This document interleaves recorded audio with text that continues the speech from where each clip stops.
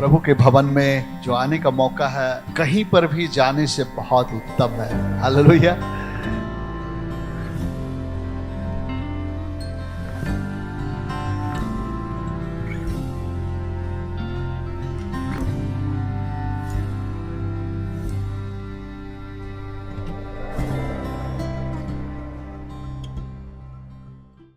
Thank you, Jesus. Hallelujah.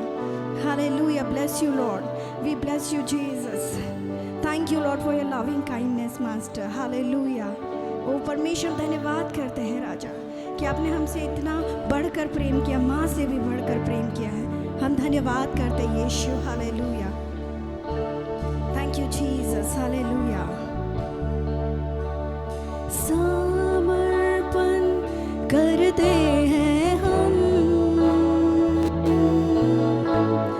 समर्पण करते हैं हम, समर्पण करते हैं हम, समर्पण करते हैं हम,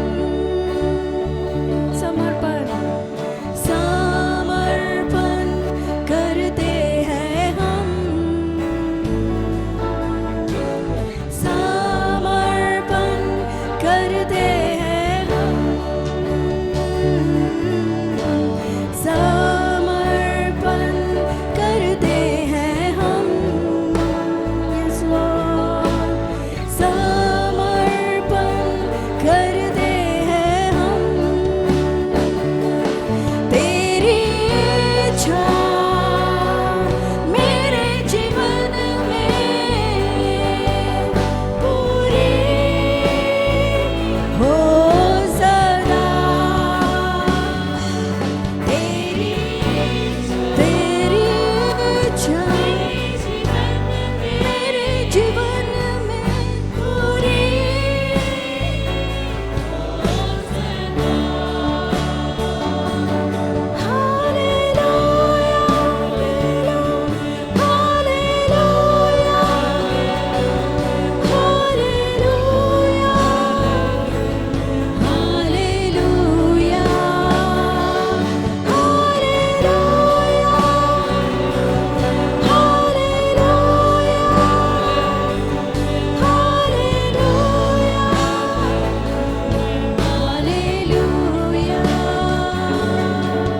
थैंक यू जीसस।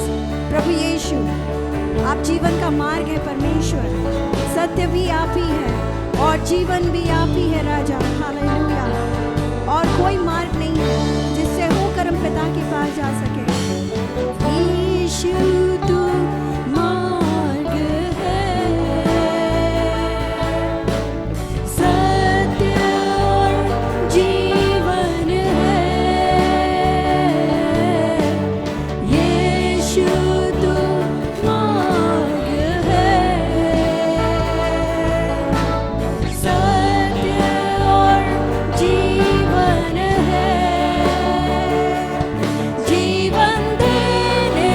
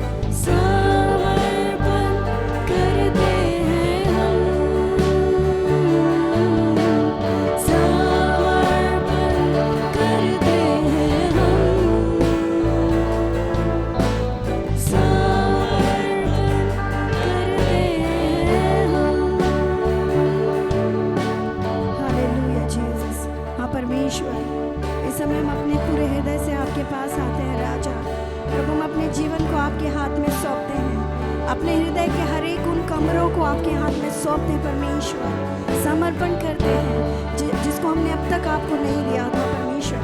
पिता, आप मेरे जीवन के हर एक क्षेत्र में राज्य करें, हम सबके जीवनों के हर एक क्षेत्रों में राज्य करें परमेश्वर। पिता, हम आपको समर्पित करते हैं अपना जीवन। प्रभु, आप जैसा चाहें वैसा चलाएं। हालेलुया। आप राज्य करें परमेश्वर हमारे जीवन में, क्योंकि राज्य और पराक्रम और सामर्थ और महिमा सब आपका है परमेश्वर। परमेश्वर, it's all about you lord Jesus. सारी बातें आपकी है परमेश्वर, आप में और आपके लिए है राजा। हालेलुया। अनादि काल के परमेश्वर, हालेलुया, अल्फा और ओमेगा परमेश्वर, हम आपकी महिमा करते हैं, राजाओं के राजा, ओ प्रभुओं के प्रभु, सर्वशक्तिमान। हालेलुया। सारी सृष्टि आपकी महिमा से भरी है परमेश्वर। परमेश्वर, हम भी आपकी महिमा करते हैं प्रभु Yeshu. Hallelujah, hallelujah. Thank you Jesus. Hallelujah, thank you Jesus. Hallelujah. परमेश्वर, हम धन्यवाद करते हैं। आइए हम परमेश्वर की महिमा करते हुए और गीतों को गाएंगे। Hallelujah, thank you Jesus. तूने किया खाली अपने आप को, पूरी सारी महिमा होकर खुदा किया शून्य अपने आप को, बना मनुष्य समान। तूने किया खाली अपने आप को, छोड़ी सारी महिमा होकर खुदा किया शून्य अपने आप को, बना मनुष्य समान। बन गया दास समान, मृत्यु सही, हाँ मृत्यु क्रूस की, और हुआ सबसे महान।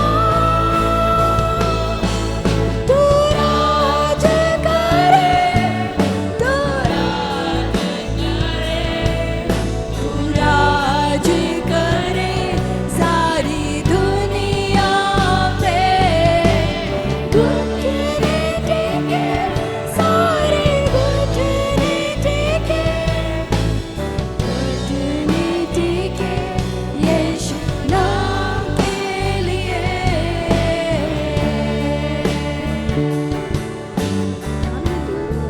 Hallelujah, you are worthy, Lord. Thank you, Jesus. Hallelujah. Worship you, Lord. आसमानों में है स्थिर तेरा सिंहासन, पराक्रमी खुदा। महिमा से अब फैले तेरा शासन, कदमों पे सारा जहां। आसमानों में है स्थिर तेरा सिंहासन, पराक्रमी खुदा। महिमा से अब फैले तेरा शासन, कदमों पे सारा जहां। सजदे में हर इंसान, वध जो हुआ निर्दोष में बना, तेरा है सारा अधिकार।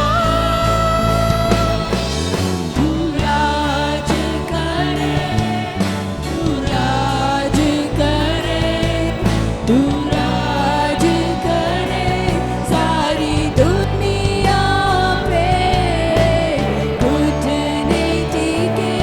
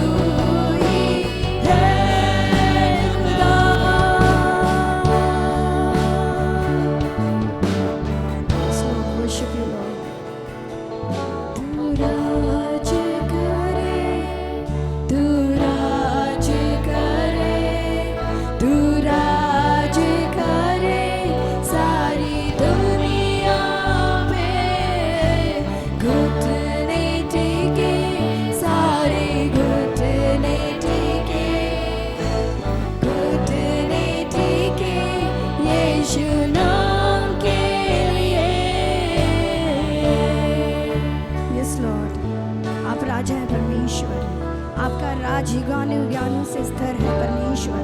स्वर्ग में आपका सिंहासन है परमेश्वर, और पृथ्वी आपके चरणों की चौकी है परमेश्वर। हम धन्यवाद करते परमेश्वर, आपने सिर्फ अपने वचन के सामर्थ्य से सारी सृष्टि को बनाया है परमेश्वर, और सामर्थी वचन से उन्हें संभालते हैं। हम धन्यवाद करते हैं राजा। Hallelujah, thank you Jesus. धन्यवाद Yeshu. Hallelujah, hallelujah, worship you lord Jesus. ओ रबा शखला बरा, वर्शिप यू लॉर्ड जीसस। धन्यवाद करते हैं, हमारा परमेश्वर चंगा करने वाला परमेश्वर है, और जीवन की बातें उसी के पास है। वो जीवन देने वाला परमेश्वर है, क्योंकि उसके वचन में लिखा वो स्वयं जीवन है। हालेलुया, वचन है वो जो देहधारी हुआ। हालेलुया, और उस वचन में जीवन है, उसी के द्वारा सारी सृष्टि हुई है। Hallelujah, hallelujah, thank you Jesus. Worship you Lord. Hallelujah, worship you Lord. Hallelujah, thank you Jesus. Hallelujah, bless you Lord. Thank you Jesus. Worship you Lord. Worship you Lord. Bless you Jesus. Thank you Jesus. यहोवा राफा, चंगा करने वाले परमेश्वर।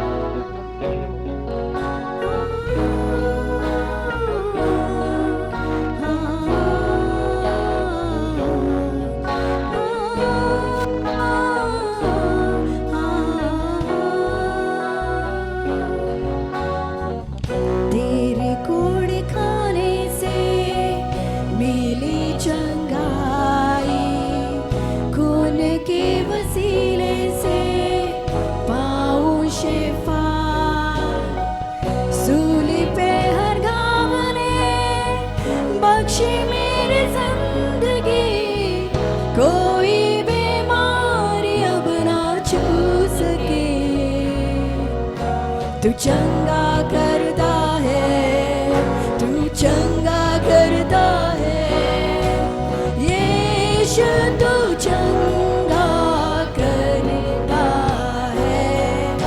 तू जीवन देता है, तू जीवन देता है यीशु, तू जीवन देता है।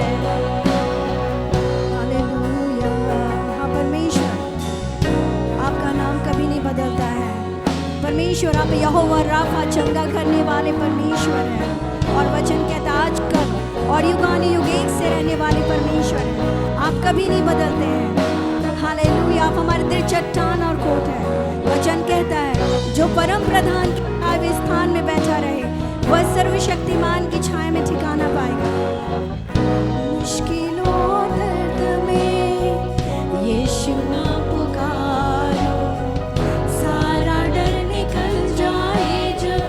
तुझको निहारो, तेरे वायदों पे मैं अटल बना रहूं, हालात और वचन से बदलो।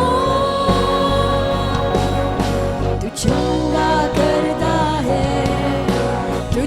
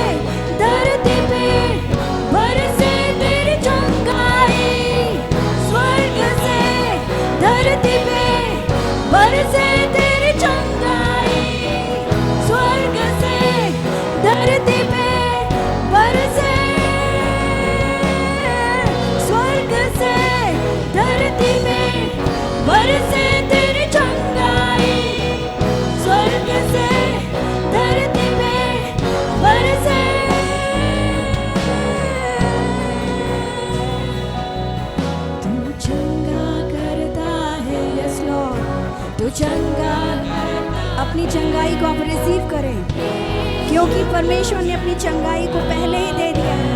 उसने इसलिए क्रूस पर तकलीफ उठाए, कोड़े खाए, लहू बहाया, कांटों का ताज लगाया कि हमें वो उस तकलीफ से होकर गुजरना ना पड़े। आइए बड़े विश्वास के साथ जो भी बीमार है अपनी चंगाई को रिसीव करें। चंगा करता है, yes Lord, oh you are the healer Lord, आपका नाम यहोवा राफा है।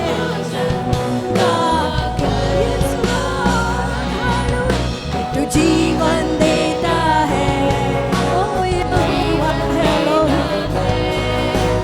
यीशु, तू जीवन देता है, तू चंगा करता है, तू चंगा करता है। Yes, Jesus, you sent your word and heal my disease, oh Lord. Your word says, तू जीवन देता है, you are my healer, oh Lord. देता है, यीशु तू जीवन देता है। ओ भले परमेश्वर, हम धन्यवाद करते हैं, जो उत्तम और भली बातें हैं सब आप ही की ओर से आती है, आपकी ओर से कोई भी बुरी बातें नहीं आती है। परमेश्वर, हम धन्यवाद करते हैं क्योंकि आपका नाम भला है, आप विश्वास योग्य और सत्य है। हालेलुया, यस लॉर्ड, हम आपकी चंगाई को रिसीव करते हैं परमेश्वर। तू भला, तू भला, तू भला यीशु। आइए परमेश्वर का धन्यवाद सदा के लिए, तू है भला यीशुआ, तू भला, तू भला, तू भला यीशु, सदा के लिए तू है भला। ये मिलकर कहे, तू भला, तू भला, तू भला। मेरे प्रभु आप भले परमेश्वर हैं, भला, तू भला, तू भला, तू भला, सदा के तू है भला, तू भला, तू भला, तू भला, सदा के लिए तू है भला। महान, तू महान, तू महान, सदा के लिए तू है महान, तू महान, तू महान, तू महान, सदा के लिए तू है महान, तू महान, तू महान, हालेलुया। ओ अनाधिकार की परमेश्वर, worship you Lord, hallelujah. Yes Jesus, yes Lord, you are the holy God. We worship you Lord, you are holy, your name is above all name, O Lord. Hallelujah, hallelujah. Oh, worship you, Lord. Hallelujah. Thank you, Jesus. You are my God. Hallelujah.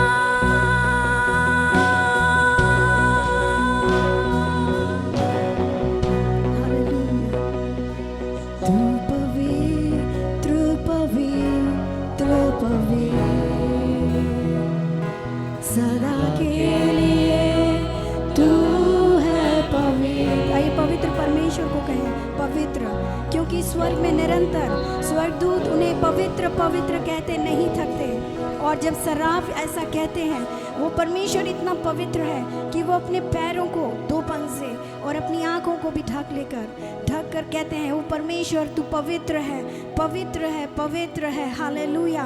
आइए उस महान परमेश्वर की उपस्थिति में हम acknowledge करके जाएं और हम कहें, तू पवित्र पवित्र पवित्र सदा के लिए तू है पवित्र तू पवित्र पवित्र पवित्र सदा के लिए तू है पवित्र हालेलुया तू पवित्र पवित्र पवित्र सदा के लिए तू है पवित्र hallelujah hallelujah thank you Jesus hallelujah hallelujah hallelujah Lord hallelujah oh hallelujah thank you Jesus we bless your holy name we praise you Lord hallelujah hallelujah hallelujah oh thank you Jesus hallelujah आइए परमेश्वर का अद्भुत नाम है उसने कहा कि उसका नाम अद्भुत है हालेलुया वो हमारा यहोवा राफा चंगा करने वाला यहोवा एलोहीम हमारे सृष्टिकर्ता परमेश्वर यहोवा एल शदाई है वो हालेलुया यहोवा यिरे हमारा उपाय करने वाला परमेश्वर है अडोनाई है और वचन कहता है कि जब हम उसकी उपस्थिति में आते हैं यहोवा अपनी सभा में आप उपस्थित होता है हालेलुया हालेलुया जब यशाया ने देखा उसको सारी जो मंदिर था उसकी महिमा से भरा हुआ था और जब वो उसके सामने आया वो देख नहीं पा रहा था उसने कहा हे प्रभु मैं अशुद्ध होठ वाला मनुष्य हूँ वो इतना परमेश्वर पवित्र है हालेलुया आइए उन परमेश्वर के बड़े नामों को अपने जीवन में हम डिक्लेयर करें हालेलुया यावे राफा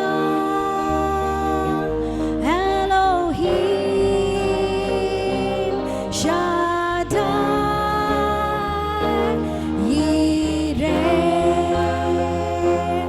अडोनाई खुद हाजिर होगा वो यावे राफा एलोहीम शादाई यिरे अडोनाई खुद हाजिर होगा वो तेरी महिमा उपस्थित है यहाँ खुदा तू कर रहा कुछ महान जगाए तू अनोखा ईमान तेरी महिमा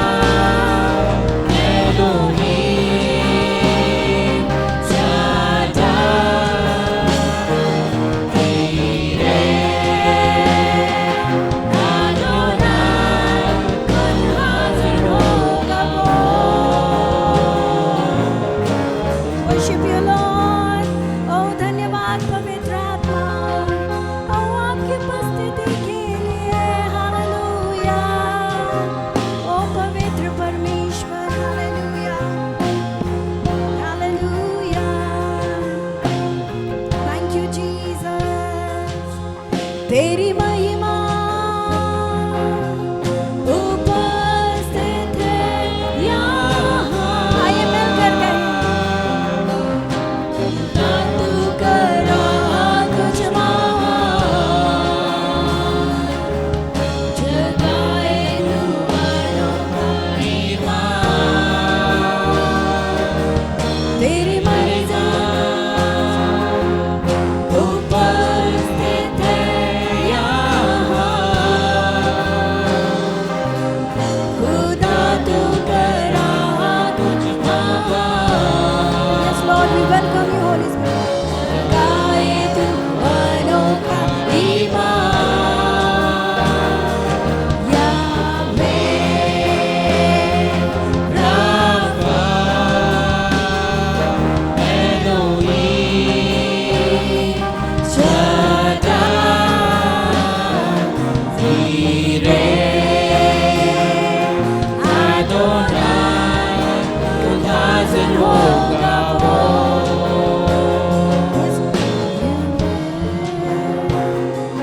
राफा एलोहीम शद्दाई ईरे अदोनाई, खुद हाज़िर होगा वो।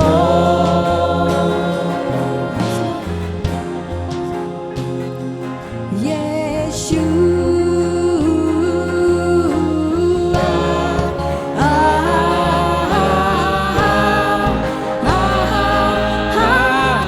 आइए उसके नाम को पुकारे।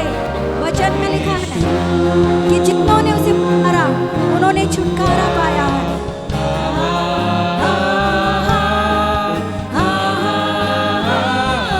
यीशुआ, यीशुआ,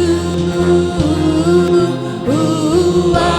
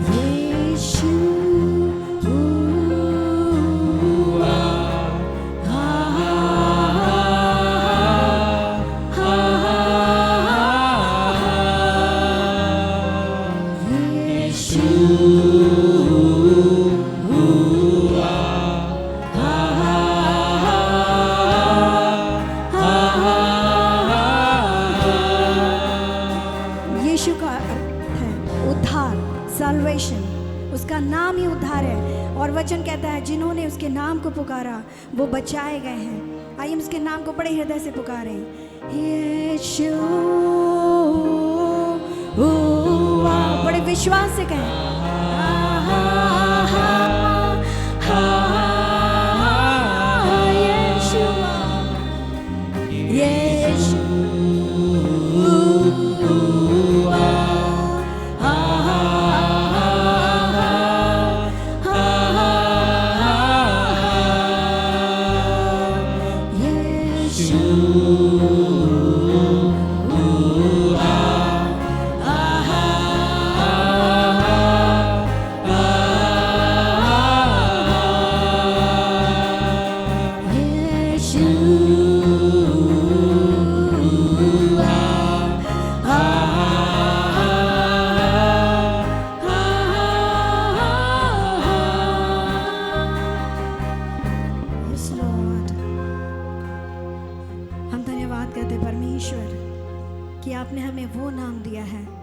सब नामों में ऊंचा है परमेश्वर, सर्वश्रेष्ठ है परमेश्वर। हम धन्यवाद करते हैं परमेश्वर, उसमें उद्धार है, उसमें छुटकारा है परमेश्वर। और पिता आप अपने नाम के अनुसार हमारे जीवन में आप कार्य कर रहे हैं परमेश्वर, आपने सबके जीवन में कार्य किया है परमेश्वर। हम धन्यवाद करते पवित्र आत्मा, आप हमारे बीच में चल रहे हैं, फिर रहे हैं। और परमेश्वर पिता हर एक के जीवन से व्यवहार करे परमेश्वर।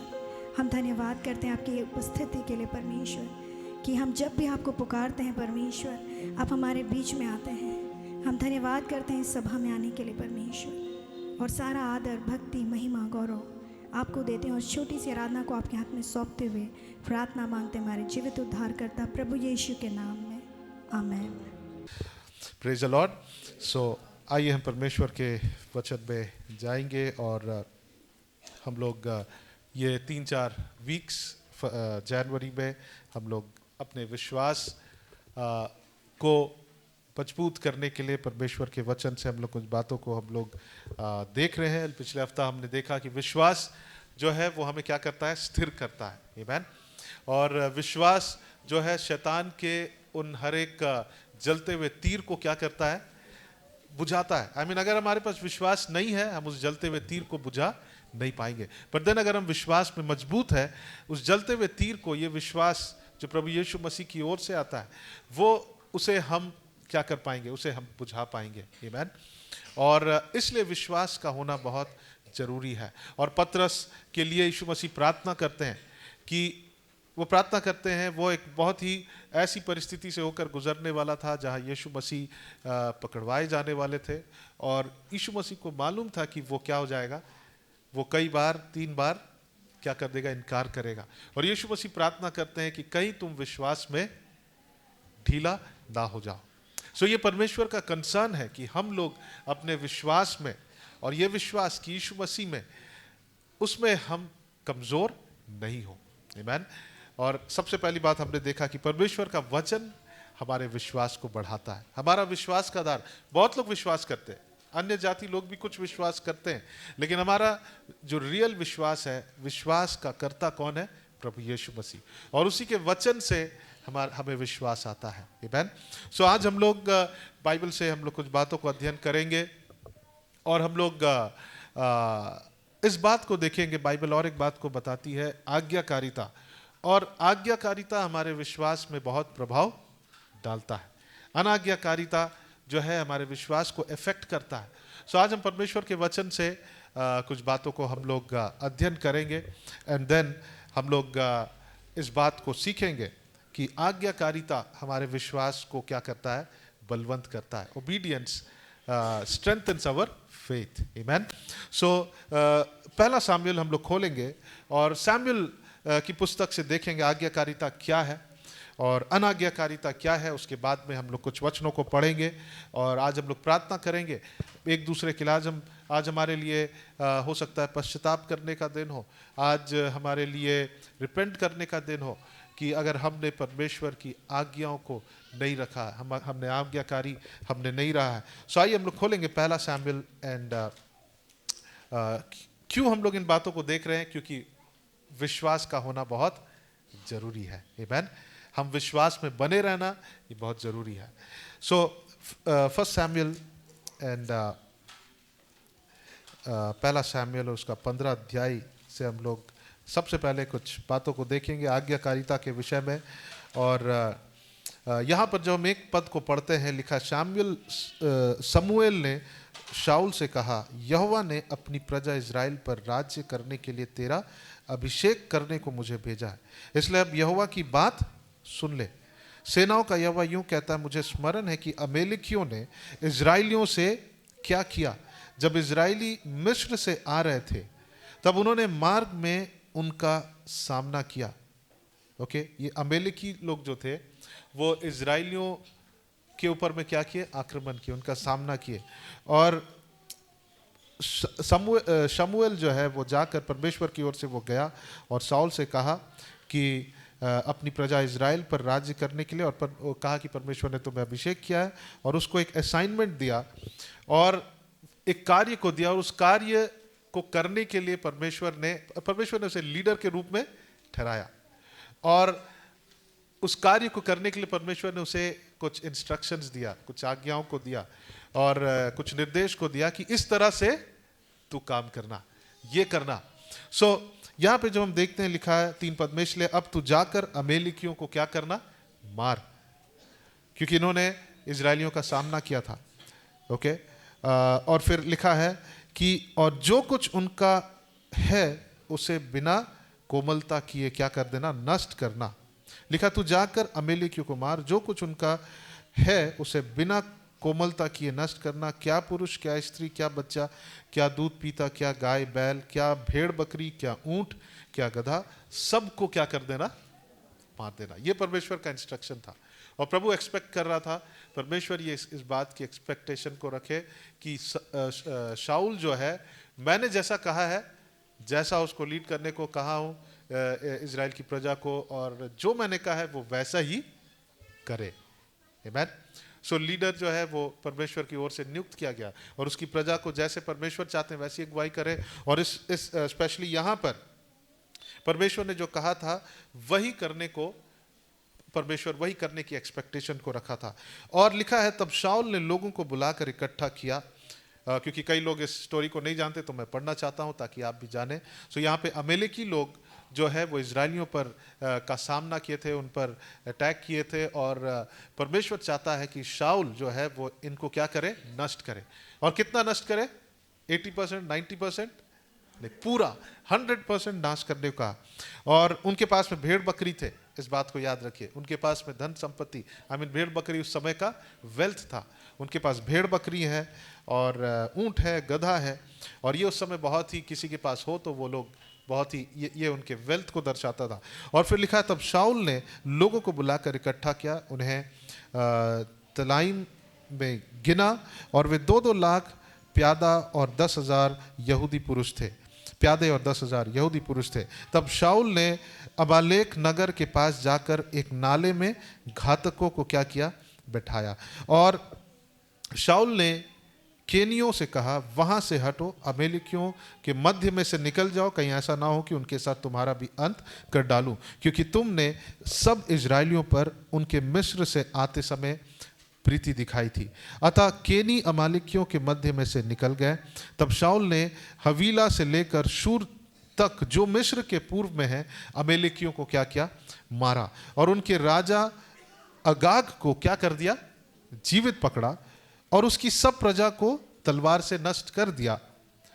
परंतु अगाग पर और अच्छी से अच्छी भेड़ बकरियों, गाय बैल, मोटे पशुओं और मेमनों और जो कुछ उसका था, उन पर शाऊल और उसकी प्रजा ने कोमलता की और उन्हें नष्ट करना नहीं चाहा। क्यों? क्योंकि उसको एक लालच हो गया।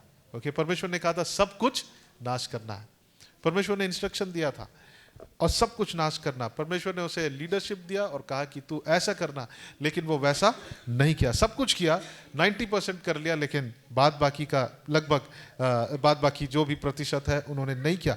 उसने क्या किया, अगाग पर और अच्छी से अच्छी भेड़ बकरियां, गाय बैलों, मोटे पशुओं और मेमनों और जो कुछ अच्छा था उन पर शाऊल और उसकी प्रजा ने कोमलता की। परमेश्वर ने ये नहीं कहा था कि तू क्या करना, कोमलता। लिखा है उसे बिना कोमलता किए क्या करना, नष्ट करना। लेकिन यहां पे उसने क्या किया, उन पर कोमलता किया। और लिखा है और उन्हें नष्ट करना ना चाहा, परंतु जो कुछ तुच्छ और निकम्मा था उसका उन्होंने सत्यानाश किया। मतलब जो उसको लगा कि बेकार है उसको नाश कर दिया, लेकिन जो उसको लगा कि थोड़ा अच्छा है, मेरा काम आएगा, उसको क्या कर दिया, वो छोड़ दिया। सो वो क्या कर रहा है, आधा आज्ञाकारिता, पार्शियल, मतलब कि आधा नहीं, मतलब वो किया, आई मीन आधा से भी ज्यादा किया होगा, लेकिन कुछ पार्ट वो क्या कर रहा है, वो छोड़ दे रहा है, उसकी आज्ञा को वो नहीं मान रहा। परमेश्वर की ये आज्ञा थी कि तू उन सब को क्या करना, नाश करना। और लिखा है तब यहोवा का यह वचन शमूएल के पास पहुंचा, मैं शाऊल को राजा बना के क्या करता हूं, पछताता हूं, क्योंकि उसने मेरे पीछे चलना क्या कर दिया है, छोड़ दिया है। उसने आज्ञा को नहीं माना। इससे पहले भी जब 13 अध्याय को पढ़ेंगे, वहां भी यहाँ कई जगहों में शाऊल जो था, परमेश्वर ने उसे लीडरशिप दिया था और वो अपने हिसाब से करना चाहता था, अपने अनुसार। और यहां भी हम इस बात को देख रहे हैं। और लिखा है कि मैं शाऊल को राजा बनाकर पछताता हूं। लिखा है तब शमूएल को क्रोध भड़का और वह रात भर यहोवा को दुहाई देता रहा। और परमेश्वर शमूएल को भेजा था उसे अनॉइंट करने के लिए। और इस वक्त शमूएल को यह बात पता चला और शमूएल रात भर यहोवा की दुहाई देता रहा। तब शमूएल शाऊल से भेंट करने के लिए सवेरा उठा। तब शमूएल को यह बताया गया, शाऊल कर्मेल को आया था और अपने लिए एक स्मारक खड़ा किया और घूमकर गिलगाल को चला गया। तब शमूएल शाऊल के पास गया और शाऊल ने उससे कहा, तुझे यहोवा की ओर से आशीष मिले, मैंने यहोवा की आज्ञा पूरी की है। शाऊल क्या कह रहा है, मैंने यहोवा की आज्ञा पूरी की। तब शमूएल शाऊल के पास आया और शाऊल ने उससे कहा, तुझे यहोवा की ओर से आशीष मिले, मैंने यहोवा की आज्ञा पूरी कर दिया है, वो कह रहा है। और शमूएल ने कहा, फिर भेड़ बकरियों का यहाँ मिमियाना और गाय बैलों का यहाँ रंभाना जो मुझे सुनाई देता है, या क्यों हो रहा है। परमेश्वर ने कहा था हर एक भेड़ बकरी सब कुछ खत्म कर देना, लेकिन उसने क्या किया, जो फालतू चीजें थी, जो बेकार उसके काम के नहीं थे, उसको नाश कर दिया। लेकिन जो काम के उसको लगा, उसको क्या कर दिया, छोड़ दिया। और फिर लिखा है यहाँ पर शाऊल ने कहा, वे तो अमालेकियों के यहाँ से आए हैं, अर्थात प्रजा के लोगों ने अच्छी से अच्छी भेड़ बकरियों और गाय बैलों को तेरे परमेश्वर यहोवा के लिए बलि करने को क्या कर दिया है, छोड़ दिया है। अब वो कह रहा है कि शाऊल कह रहा है कि वो अमालेकियों के यहाँ से आए हैं। वो ये नहीं कह रहा है कि उसने उनको छोड़ दिया और लेकर आया, और वो कह रहा है कि अर्थात प्रजा के लोगों ने अच्छी से अच्छी भेड़ बकरियों और गाय बैलों को, वो कह रहा है तेरे परमेश्वर यहोवा के लिए बलि करने को छोड़ दिया है, और बाकी सब का तो हमसे सत्यानाश कर दिया है। तब शमूएल ने शाऊल से कहा, ठहर जा, और जो बात यहोवा ने आज रात को मुझसे कही है वह मैं तुझको बताना चाहता हूँ। उसने कहा, कह दो। शमूएल ने कहा, जब तू अपनी दृष्टि में छोटा था तब क्या तू इजरायली गोत्र का प्रधान ना हो गया। वो एक बहुत छोटे एक ट्राइब से आता था और वो अपने दृष्टि में छोटा था, लेकिन परमेश्वर ने उसको बड़ा किया। और क्या यहोवा ने इजराइल पर राज्य करने को तेरा अभिषेक नहीं किया, और यहोवा ने तुझे एक विशेष कार्य करने के लिए भेजा था। कौन से कार्य करने के लिए, विशेष। जोर से कहे, परमेश्वर ने कौन से कार्य करने के लिए कहा था, स्पेसिफिक, विशेष। परमेश्वर का आज्ञा क्या होता है, वो विशेष होता है। आमीन। परमेश्वर का आज्ञा ऐसा नहीं होता है कि प्रभु ने आज्ञा दिया हम उसको अपने तरीका से करें। परमेश्वर का आज्ञा स्पेसिफिक होता है, परमेश्वर का आज्ञा विशेष होता है। और यहाँ पे शमूएल उससे कह रहा है कि यहोवा ने इजराइल पर राज्य करने को तेरा अभिषेक किया है, और यहोवा ने तुझे एक विशेष कार्य करने को भेजा और कहा, जाकर उन पापी अमालेकियों का सत्यानाश कर, और जब तक वे मिट ना जाए तब तक उनसे लड़ते रहे। फिर तूने किस लिए यहोवा की यह बात टालकर लूट पर टूट के वो काम किया जो यहोवा की दृष्टि में क्या है, पूरी है। उसने क्या किया, क्यों उनको छोड़ दिया, क्योंकि वो उसे उन अच्छी वस्तुओं को वो अपने लिए रखना चाहता था। शाऊल ने शमूएल से कहा, निसंदेह मैंने यहोवा की बात मानकर जिधर यहोवा ने मुझे भेजा उधर चला गया और अमेलेकियों के राजा को ले आया हूँ और अमेलेकियों का सत्यानाश किया है। फिर भी वो इस बात को नहीं मान रहा कि उसने क्या किया है, गलत किया है। और फिर वो अपने उन कार्य को जो पूरा किया है, जो उसको गिना रहा है, जो कैसा है, वो पूरा नहीं, वो अधूरा है, वो पार्शियल है, ठीक है। और जो नहीं किया है वो उसको नहीं गिना रहा है। और फिर लिखा है, शाऊल ने शमूएल से कहा, निसंदेह मैंने यहोवा की बात मानकर जिधर यहोवा ने मुझे भेजा उधर चला और अमेलेकियों के राजा को ले आया हूँ और अमेलेकियों का सत्यानाश किया है। परंतु प्रजा के लोग लूट में से भेड़ बकरियों और गाय बैलों अर्थात नष्ट होने की उत्तम उत्तम वस्तुओं को गिलगाल में, ये कह रहा कि वो लोग लाए हैं ताकि तुम्हारे परमेश्वर की क्या करे, उससे आराधना करे। शमूएल ने कहा, क्या यहोवा होम बलि और मेल बलियों से उतना प्रसन्न होता है जितना कि अपनी बात के माने जाने से प्रसन्न होता है? सुन, मानना तो बलि चढ़ाने से और कान लगाना मेढ़ों की चर्बी से भी क्या है, उत्तम है। ओके, देख, बलवा करना और भावी कहलाने वालों से पूछना एक ही समान पाप है और हट करना मूरतों और गृह देवताओं की पूजा के तुल्य है। तूने तो यहोवा की बात को तुच्छ जाना, इसलिए उसने तुझे राजा होने के लिए क्या जाना है, तुच्छ जाना है। यहां पे कुछ बातों को हम लोग देखेंगे कि आधा आज्ञाकारिता वो क्या है, वो अनाज्ञाकारिता है। ओके, अगर हम पूरे आज्ञा, परमेश्वर का आज्ञा कैसा होता है, वो विशेष होता है।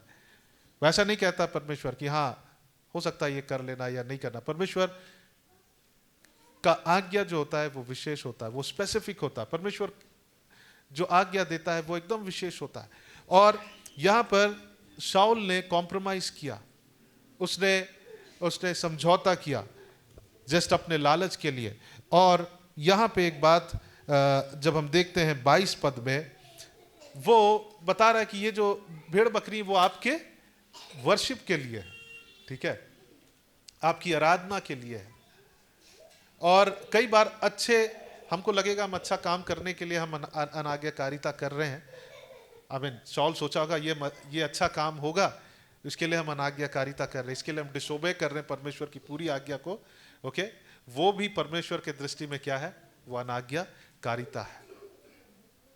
वो वहां पर उन भेड़ बकरियों के द्वारा वो परमेश्वर की आराधना के लिए वो उसे इस्तेमाल कर भी रहा है, तब भी वो परमेश्वर की दृष्टि में वो क्या है, अनाज्ञाकारिता। यहाँ पे लिखा है कि यहाँ लिखा है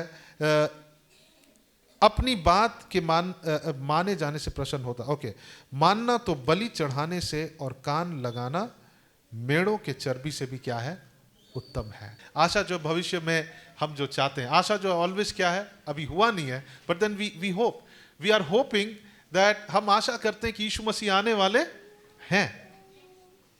अगर हम विश्वास में कमजोर हैं, उस दिन वो व्यक्ति कहेगा, अरे तुम लोग तो कहते हो यीशु मसीह आने वाले, कहां आ रहा है? ये कौन सा व्यक्ति कहेगा जो अपने विश्वास में मजबूत नहीं है? सो इस चैप्टर को जब हम पढ़ते हैं, लिखा, may the God of hope fill you with all joy and peace. तुम्हारा वो परमेश्वर जो आशा देता है वो तुम्हें हर एक शांति और आनंद से भर दे। किसके द्वारा? विश्वास के द्वारा। As you trust in him, यानी जब तुम भरोसा कर रहे हो, so that you may overflow with hope by the power of the Holy Spirit। जब विश्वास करते हैं तो पवित्र आत्मा के द्वारा हमें आशा हमारे अंदर उत्पन्न होता है। देखिए, आशा क्या है, जिसके लिए हम आशा कर रहे हैं। कई लोग आशा कर रहे हैं कि आपके घर में जो आपके स्पाउस है वो प्रभु के पास आए। ओके, आप क्या कर रहे हैं? आशा कर रहे हैं। इस वक्त तो प्रभु में है, नहीं है। आशा मतलब जो आप एक्सपेक्ट कर रहे हैं, जो अभी हुआ नहीं है लेकिन आप एक्सपेक्ट कर रहे हैं। लेकिन ये आशा भी खत्म हो जाएगा अगर हमारे पास विश्वास नहीं है, अगर हम भरोसा नहीं कर रहे हैं।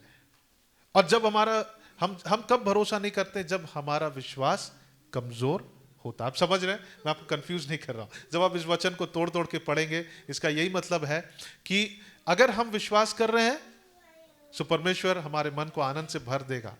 वो परमेश्वर जो हमें आशा देता है। और जब हम भरोसा कर रहे हैं, पवित्र आत्मा हमारे अंदर क्या डालेगा? आशा को देगा। होपलेस नहीं रहेंगे। यानी कि अगर हम चर्च आए हैं तो हम आशा रहित नहीं आए, हमारे पास आशा है। अगर हम प्रार्थना कर रहे हैं, ऐसा नहीं कि हम आशा रहित प्रार्थना करेंगे, हमारे पास आशा होगा। आमीन। सो यहाँ पे एक बात को कहा जा रहा है कि जब हम विश्वास करने की अगर हमारे अंदर क्षमता है, हम प्रभु पर भरोसा करेंगे, जो हो सकता है इस वक्त हमारे लिए नहीं हुआ, हो सकता है यीशु मसीह नहीं आए, लेकिन हम ट्रस्ट करते रहेंगे, हमारे पास आशा रहेगी कि यीशु मसीह आने वाले। कई लोग इस आशा से, आपको पता है 2024 के अंत तक वो लोग इस आशा से, ये आशा उनके अंदर खत्म हो चुकी है। कई लोग ये प्रचार कर रहे हैं कि यीशु मसीह ऑलरेडी आ चुके हैं और वो नहीं आएंगे। क्यों? क्योंकि उनके विश्वास में, क्योंकि जब ये कब होता है, जब हम अनाज्ञाकारी होते हैं, हमारा विश्वास कमजोर हो जाता है, और जब हमारा विश्वास कमजोर हो जाता है, हमारा आशा भी खत्म हो जाता है, हम होपलेस हो जाते हैं, हमारे पास कोई आशा नहीं होता है। सो अनाज्ञाकारिता हमारे विश्वास को प्रभावित करता है, और जब हमारा विश्वास प्रभावित हो गया है, जब हमारा विश्वास कमजोर हो गया है, हमारे अंदर आशा नहीं होगी। जब हम किसी चीज के लिए प्रार्थना करते हैं, क्या वो समय हो चुका है उसके लिए प्रार्थना करते हैं? नहीं।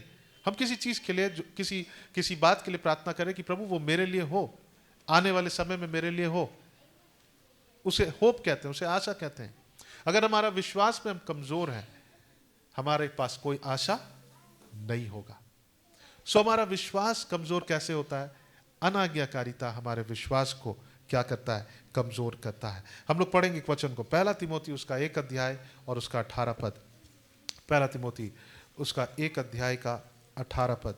और यहाँ पे ये बात लिखा है तिमोथियुस को, पौलुस इस बात को उससे कह रहा है।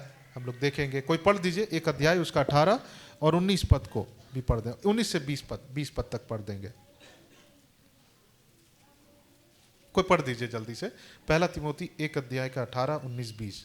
This charge I entrust to you, Timothy, my child, in accordance with the prophecies previously made about you, that by them you may wage the good warfare, holding faith and a good conscience. By rejecting this, and some have made shipwreck of their faith. Among them are Hymenaeus and Alexander, whom I have handed over to Satan, that they may learn not to blaspheme. Okay, so यहाँ पे लिखा है 18 पद में, हे पुत्र तिमोथियुस, उन भविष्यवाणी को के अनुसार जो पहले तेरे विषय में की गई थी, यानी जब उसका ऑर्डिनेशन हुआ, जब उसको सेवा के लिए भेजा गया, उसके लिए बहुत सारी भविष्यवाणी की गई, प्रोमिसेस परमेश्वर से, उसके लिए प्रोफेसी किया गया, उसको शायद वचन दिया गया होगा, उसको उत्साहित किया गया होगा, उसको कुछ निर्देश दिया गया होगा। सो तिमोथियुस को कहा जा रहा है, पौलुस कह रहा है कि उन भविष्यवाणियों को याद करो जो तुम्हें दी गई थी, और जो आज्ञा तुम्हें दी गई थी कि तुम उनके अनुसार अच्छी लड़ाई को क्या करते रहो? लड़ते रहो। ओके, सो यहाँ पे बाइबल जब हम पढ़ते हैं तो बाइबल हमें ये बात को बताता है कि जीवन जो है वो बहुत सारे युद्ध से भरा हुआ है, जीवन जो है वो बहुत सारे कठिनाइयों से, बहुत सारे परिस्थितियों से भरा हुआ है। कई बार हम लोग ऐसा सोचते हैं कि नहीं, प्रभु के पास आ जाए तो हमारा जीवन बस एक पार्टी वाला जीवन होगा, जस्ट हम एंजॉय करते रहेंगे। नहीं, बहुत सारे चुनौतियों से भरा हुआ। और तिमोथियुस को भी यही कहा जा रहा है कि उन सारे प्रॉमिस, उन सारे भविष्यवाणियों को याद करो जो तुम्हारे लिए कहा गया, और उससे तुम अच्छे लड़ाई को लड़ते रहो। और 19 पद को हम लोग ध्यान देंगे, यहाँ पे एक बात लिखा है कि और विश्वास, और लिखा, और एक बात लिखा है, और अच्छे विवेक को क्या करो? थामे रहो। विवेक को थामे रहो। लिखा है जिसे दूर करने के कारण, ओके, अच्छे विवेक को दूर करने के कारण कितनों का विश्वास रूपी जहाज क्या हो गया? डूब गया। यहाँ पे दो विश्वास है, एक तो विश्वास जहां प्रभु पे विश्वास करते, एक है कि विश्वास मतलब फेथ। हमारा फेथ क्या है? यीशु मसीह। ओके, ये विश्वास, जैसे आप मैं आपको कैसे समझाऊं, एक फॉर्म, जैसे आप कहीं भी जाइएगा, फॉर्म भरेंगे, उसमें लिखता है कि फेथ, कई जगह लिखा रहता है रिलीजन, फेथ मतलब क्रिश्चियन, यानी हम मसीह में विश्वास करते हैं। ठीक है, सो कई लोग अपने कॉन्शियस को खोने के कारण, यानी अपने विवेक को नहीं थामे रहने के कारण, हमने एक एग्जाम्पल देखा कि शाऊल का विवेक क्या हुआ? वो करप्ट हो गया, वो भ्रष्ट हो गया, उसका विवेक जो है दोष देने लगा, क्यों? क्योंकि उसने आज्ञा को नहीं माना। ये विवेक क्या है? ये विवेक वो चीज है जो परमेश्वर ने हम सबको दिया है, विश्वासी हो चाहे अविश्वासी हो, जिसके द्वारा हम सही और गलत को क्या कर सकते हैं? जज कर सकते हैं। और एक विश्वासी को उससे भी बढ़कर परमेश्वर ने दिया, वो क्या है? पवित्र आत्मा। नॉर्मली एक जन जो यीशु मसीह को नहीं जानते उसके पास विवेक है, वो कुछ बातों को वो न्याय कर सकता है, क्या सही है क्या गलत है। लेकिन जब पवित्र आत्मा हमारे अंदर है, वो हमें और भी हेल्प करता है, परमेश्वर की ओर से हमें और भी अगुवाई करता है, क्या सही है क्या गलत है। सो यहाँ पे लिखा है, एक बात को पौलुस कह रहा है तीमुथियुस को कि तुम क्या रहो? मजबूत रहो, क्योंकि सड़क में तुम्हारे रास्ता में बहुत कठिनाई, कहीं ऐसा ना हो कि तुम्हारा विवेक को तुम थामे। विवेक को थामे रखना यानी विवेक जिसको कॉन्शियंस बोलते हैं। जब हम पाप करते हैं, जब हम अनाज्ञाकारी हो जाते हैं, हमारा विवेक क्या करता है? दोष देता है। कई बार विवेक हमें दोष देता, कई बार विवेक जो है हम देखते हैं कि वो भ्रष्ट हो जाता, कई बार विवेक जो है वो मर भी जाता है। मतलब अब ऐसा हो जाता है कि उदाहरण के लिए कई बार आप लोग देखें, एक जानवर को उस पर चिन्ह लगाने के लिए क्या करते हैं? एक लोहा को गर्म करके उसको क्या कर देते हैं? चिपका देते हैं। क्या होता है पता है? उसका बाल भी जल जाता है, उसका चमड़ा भी जल जाता है, और वहां जो नस होता है, नर्व्स होता है, वो भी इफेक्ट हो जाता है, और उस जगह उसको आप कुछ भी करिए उसको असर नहीं करेगा। एक वचन को पढ़ेंगे, पहला तिमोथी उसका 4 अध्याय का 1 से 2। यहां वैसे ही कहा गया है, पहला तिमोथी 4 अध्याय का 1 से 2। यहां पे लिखा है, परंतु आत्मा स्पष्टता से कहता है कि आने वाले समयों में कितने लोग भरमाने वाले आत्माओं, दुष्ट आत्माओं की शिक्षाओं पर मन लगाकर किससे बहक जाएंगे? विश्वास से बहक जाएंगे। Wrong teachings. और ये सारी गलत शिक्षा किस लिए है? लोगों को पाप में डालने के लिए, परमेश्वर की आज्ञा से पार करने के लिए। और लिखा, या उन झूठे मनुष्यों के कपट के कारण होगा, जिनका विवेक मानो जलते हुए लोहे से क्या किया गया है? दागा गया है। As if it is brand, क्या बोलते हैं इंग्लिश में शब्द है ब्रांडेड विद सिन, यानी कि उसको दागा गया है ना? सॉरी, कॉटराइज्ड। ओके, एक लोहा से गर्म करके उसको दाग दिया जाता है, और वहां पर क्या हो जाता है? वहां पे उसका हेयर होगा, वो भी जल जाएगा, चमड़ा भी जल जाएगा, और वहां पे उसके नस भी जब जल जाएगा तो उसे वहां कोई फीलिंग नहीं होगा। कई बार ऐसा होता है कि जब हम एक बार अनाज्ञाकारी होते हैं, दोबारा अनाज्ञाकारी होना बहुत आसान हो जाता है। सॉल के साथ यही हुआ, वो एक अनाज्ञाकारिता को किया, दूसरी बार झूठ बोला, तीसरी बार भी वो बोला कि मैंने परमेश्वर की आज्ञा को माना है। अब उसका ऐसा लग रहा है कि विवेक क्या हो गया? मर गया। और उसका विश्वास क्या हो गया है? उसका विश्वास प्रभावित हो गया।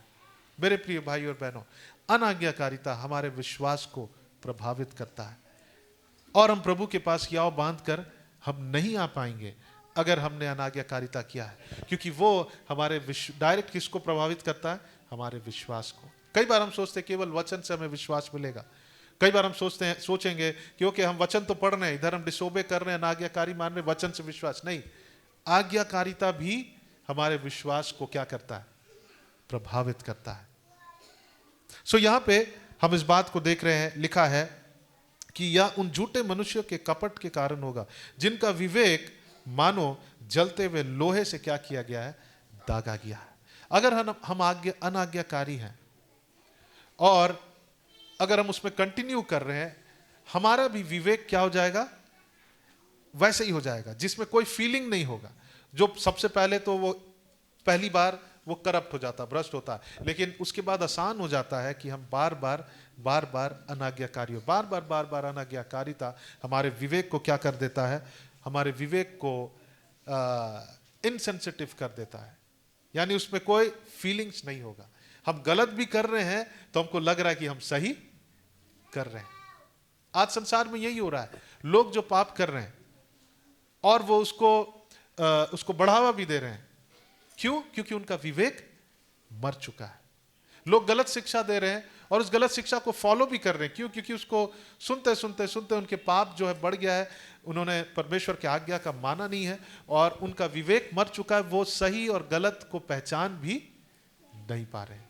और उसका प्रभाव ये होता है कि अब वो प्रभु के पास आने के लिए भी उनके पास में विश्वास नहीं है, उनके पास विश्वास नहीं है।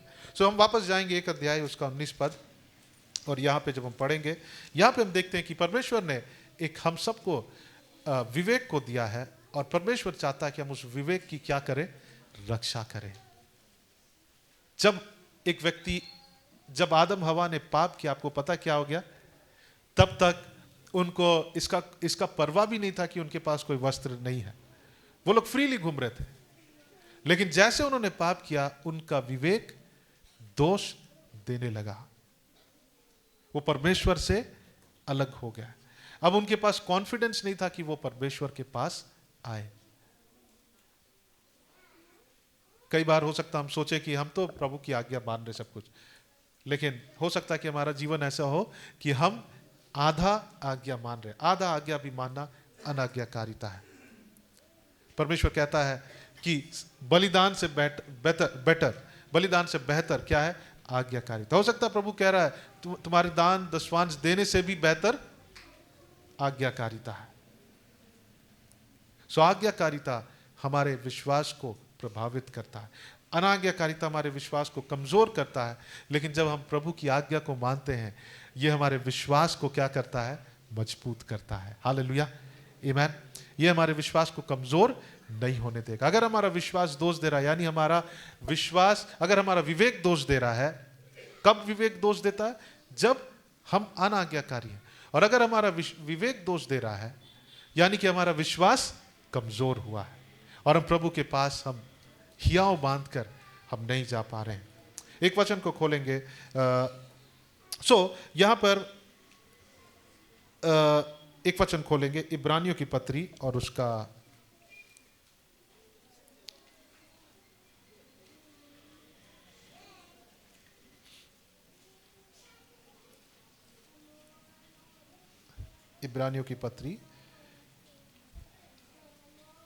10 अध्याय और उसका 22 पद। इब्रानियों की पत्री 10 अध्याय और उसका 22 पद। उससे पहले हम इस बात को जाने कि हम इस बात को रियलाइज करें। मुझे समझ में मैं विश्वास करता हूं कि हम सबको समझ में आ रहा है कि कई बार हम क्यों परमेश्वर के पास आने के लिए हमारे पास हियाव नहीं है। हो सकता है कि हमारा विवेक दोष दे रहा है, हो सकता है हमारे पास हमारा विश्वास कम है। तो हम अपने आप को एग्जामिन करें, हमारे विश्वास में कमी क्यों हो रहा है। परमेश्वर का वचन विश्वास को बढ़ाता है। हो सकता है कि हमने कहीं परमेश्वर की आज्ञा को नहीं माना है। जैसे मैंने कहा, जैसे हम सब जानते हैं, कई बार लोग दूसरों को प्रार्थना करने बोलते हैं, क्यों? क्योंकि वो हो सकता है नई विश्वासी है। लेकिन कई बार पुराने विश्वासी होने के बाद भी हमारे पास हियाव नहीं है कि हम प्रभु से प्रार्थना करेंगे तो वो हमारी सुनेगा। हमारे पास वो बल नहीं है, विश्वास नहीं है, वो विश्वास करने की क्षमता नहीं है कि परमेश्वर हमारी प्रार्थना को सुनेगा। क्यों? क्योंकि अनाज्ञाकारिता हमारे विवेक को क्या कर रहा है? विवेक को भ्रष्ट कर दिया है, और हमारा विवेक दोष देगा, और वो दोष देगा, कहेगा कि तुम प्रार्थना करोगे, प्रभु तुम्हारी नहीं सुनेगा। आइए इस वर्ष के इस पहले महीने में हम लोग कुछ अपने जीवन के बुनियाद को हम ठीक करें, हम प्रभु की आज्ञाओं को माने। हालेलुया, आमीन। केवल विश्वास करना नहीं है, केवल बलिदान देना नहीं है, केवल सैक्रिफाइस देना नहीं है, लेकिन प्रभु कहता है कि इन सारी बातों के ऊपर, बलिदानों से भी ऊपर परमेश्वर ने किसको वैल्यू दिया है? आज्ञाकारिता को वैल्यू दिया है। हालेलुया, परमेश्वर ने ओबीडियंस को वैल्यू दिया है। जब हम 11 अध्याय उसका 10 अध्याय का 22 पद को पढ़ेंगे, अगर हमारा विश्वास डगमगा गया है, अगर हमारा विवेक दोष दे रहा, अनाज्ञाकारिता के कारण क्या होता है? हमारा विश्वास कमजोर होता। अगर वो हो गया, हम क्या कर सकते हैं? हमारे लिए और कोई उपाय नहीं है। एक ही उपाय है कि वापस हम प्रभु के पास जाए और हम क्या करें? पश्चाताप करें, और फिर विश्वास करें इस बात पर कि यीशु मसीह से जब हम अपने पापों को अंगीकार करेंगे, वो विश्वास योग्य हमें क्षमा करने। इस बात पर हमको क्या करना है? विश्वास करना है। इस बात पर हमको विश्वास करना, मतलब विश्वास अगर कमजोर हो गया है, उसका दूसरा कोई प्लान नहीं है कि हम मतलब दूसरा कोई प्लान भी परमेश्वर नहीं दिया, ठीक है दूसरा को जाकर बोलो वो तुम्हारे लिए विश्वास करे। नहीं, हमको फिर पश्चाताप करके प्रभु पे विश्वास करना है कि वो हमें क्षमा करेगा। आमीन, आमीन।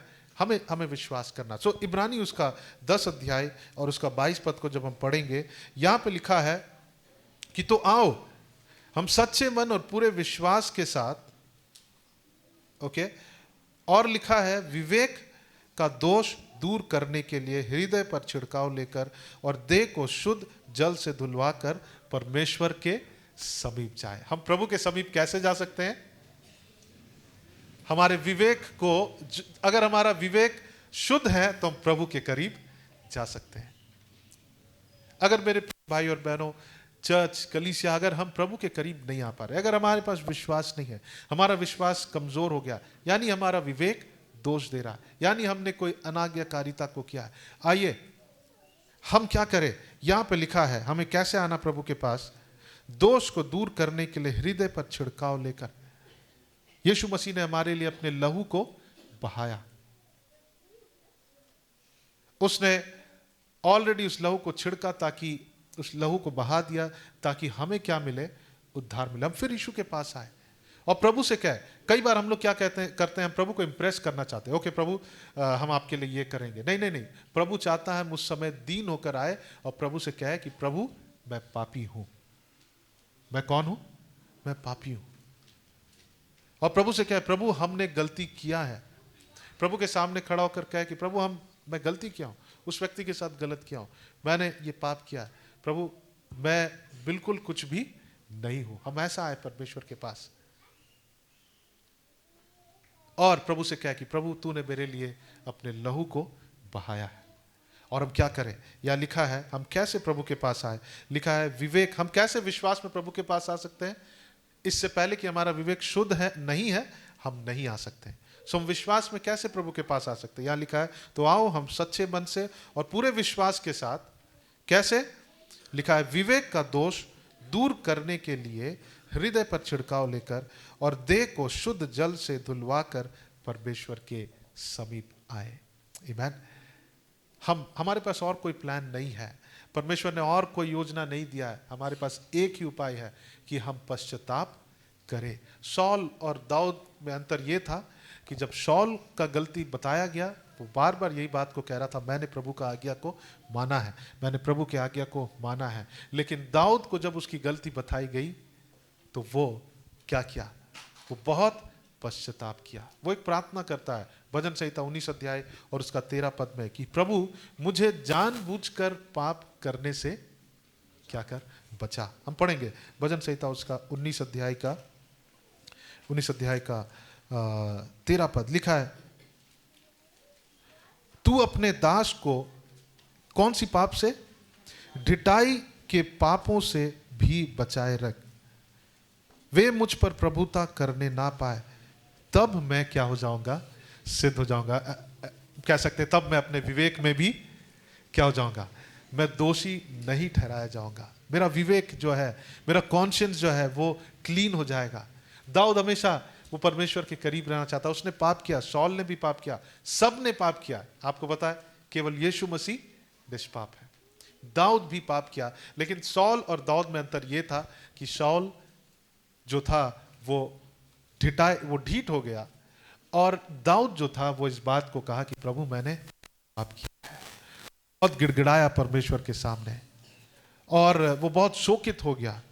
ओके, यहां पे वो कहता है तू अपने दास को ढिठाई के पापों से भी बचाए रख, वे मुझ पर प्रभुता करने ना पाए, तब मैं सिद्ध हो जाऊंगा। हालेलुया, आमीन।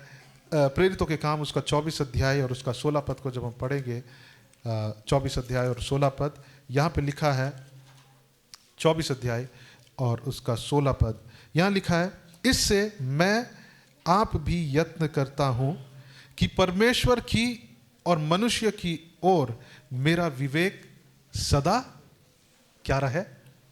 पढ़िए, आप बाइबल देखिए प्लीज।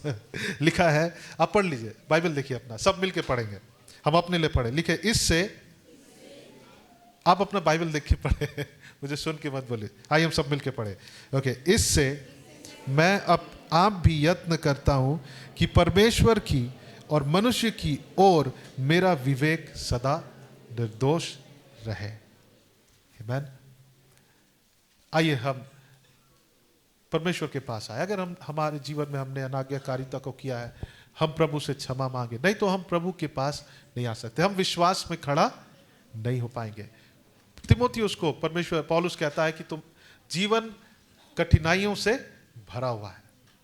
जीवन जो है वो हर प्रकार के दुख कठिनाइयों से भरा हुआ है, गलत शिक्षा से भरा हुआ है, पाप से भरा हुआ है।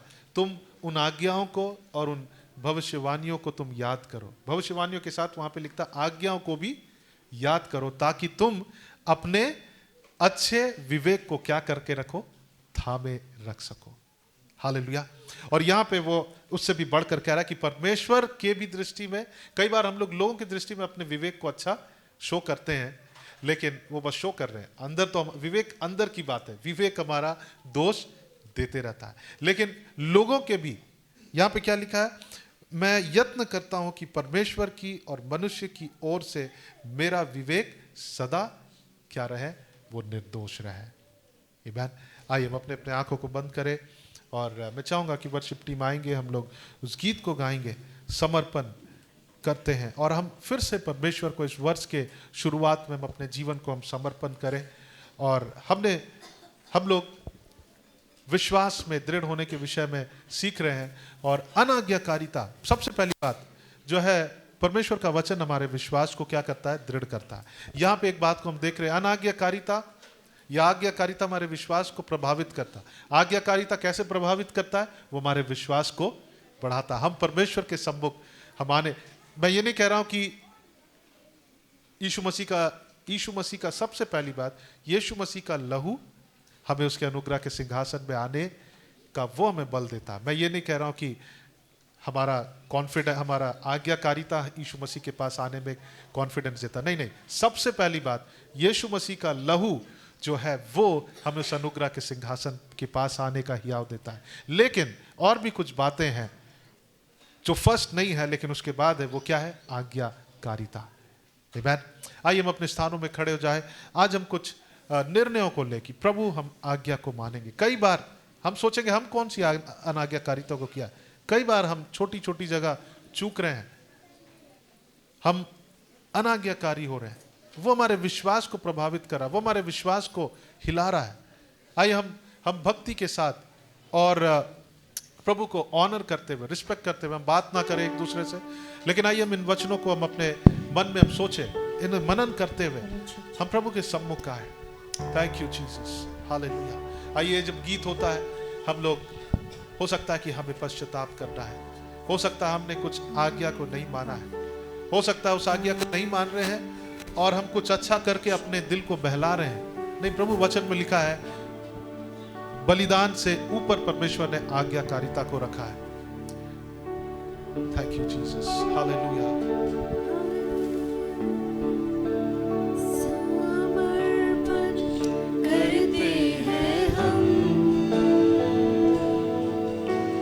समर्पण करते हैं हम,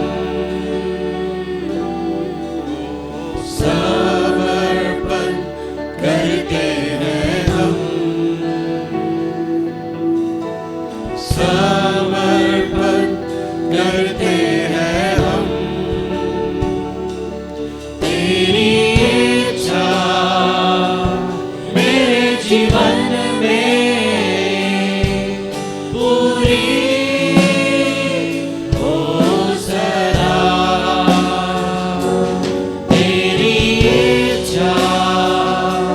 मेरे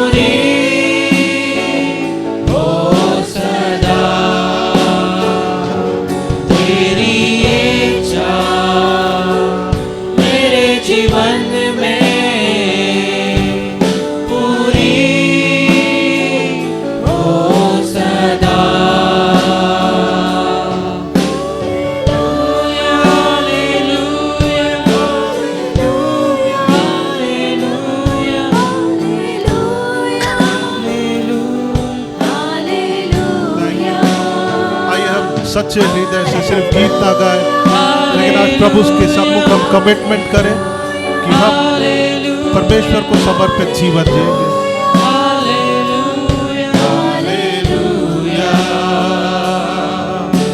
समर्पण करते हैं हम, समर्पण करते हैं हम, समर्पण करते हैं हम,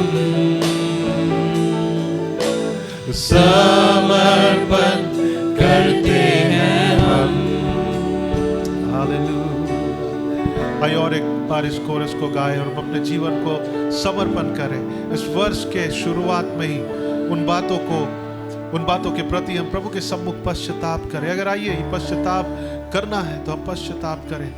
ओ यस लॉर्ड जीसस, समर्पण करते हैं हम,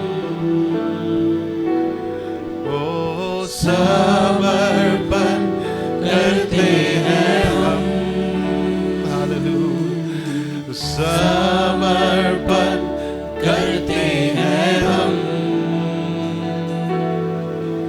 समर्पण करते हैं हम। Hallelujah, thank you lord Jesus. धन्यवाद यीशु, धन्यवाद पवित्र आत्मा, हमें परमेश्वर इन बातों को बताने के लिए परमेश्वर। Thank you Jesus. Oh yes lord. प्रभु हमारा जीवन आधा आज्ञाकारिता नहीं लेकिन संपूर्ण आज्ञाकारिता का होने पाए। प्रभु आपकी आज्ञा विशेष है प्रभु, स्पेसिफिक है परमेश्वर। प्रभु वो बहुत ही लूज नहीं है परमेश्वर, बट वो बिल्कुल सटीक है और उसमें अधिकार है परमेश्वर। प्रभु तू हमें आज्ञा दे परमेश्वर। प्रभु हमारे अनाज्ञाकारिताओं में परमेश्वर अब हमारी सहायता कर। Help us Holi spirit. आइए पवित्र आत्मा से सहायता मांगे। बाइबल में लिखा है कि पवित्र आत्मा हमारी सहायता करता है। होली स्पिरिट हेल्प अस, सहायता कर, मदद कर परमेश्वर। प्रभु प्रार्थना करते हैं हमारी कलीसिया प्रभु विश्वास में दृढ़ होने पाए प्रभु यीशु मसीह आप में दृढ़ हो जाने पाए प्रभु, और हमें आपसे कोई अलग ना कर सके परमेश्वर, ऐसा हम आप में दृढ़ होने पाए प्रभु। Thank you Jesus. अगर यहाँ कोई है आपने प्रभु को जीवन नहीं दिया, यीशु मसीह को अपने हृदय में उद्धारकर्ता के रूप में नहीं आपने स्वीकारा है, बाइबल बतलाती है कि अगर हम अपने पापों को अंगीकार करते हैं और हम इस बात को अपने मन में विश्वास करते हैं और अंगीकार करते हैं कि यीशु मसीह मेरे पापों के लिए मर गया और वो गाड़ा गया और तीसरे दिन जी उठा, बाइबल में लिखा है कि हमें उद्धार प्राप्त होती है। परमेश्वर की ओर से हमें सैल्वेशन, उद्धार, मुक्ति पाप से हमें प्राप्त होता है। हमारे पाप मिटाए जाते हैं, हमें धार्मिकता प्रभु यीशु मसीह के द्वारा प्राप्त होती है जो उसने उस क्रूस पर किया। सो आइए मेरे पीछे इस प्रार्थना को करें। अगर आप में से कोई आज यीशु मसीह को अपना जीवन देना चाहते हैं, हो सकता है फिर से अपने जीवन को समर्पित करना चाहते हैं, और मैं आपको बताना बाइबल में बताता है हमारा विश्वास, हमारा आज्ञाकारिता हमारे विश्वास को मजबूत करता है। आइए मेरे पीछे प्रार्थना करें। प्रभु यीशु मसीह, मैं अपने पापों को अंगीकार करता हूँ, मैं हर एक अनाज्ञाकारिता के लिए मैं आपसे क्षमा चाहता हूँ। प्रभु मैं अपने मन में विश्वास करता हूँ और अपने मुंह से अंगीकार करता हूँ कि यीशु मसीह आप मेरे पापों के लिए उस क्रूस पर मर गए, गाड़े गए और आप जी उठे, और आपके जी उठने से हम धर्मी ठहराए गए हैं। हमारा विश्वास करने से, आपका अनुग्रह प्राप्त करने से हम धर्मी ठहराए गए। Thank you Jesus, amen.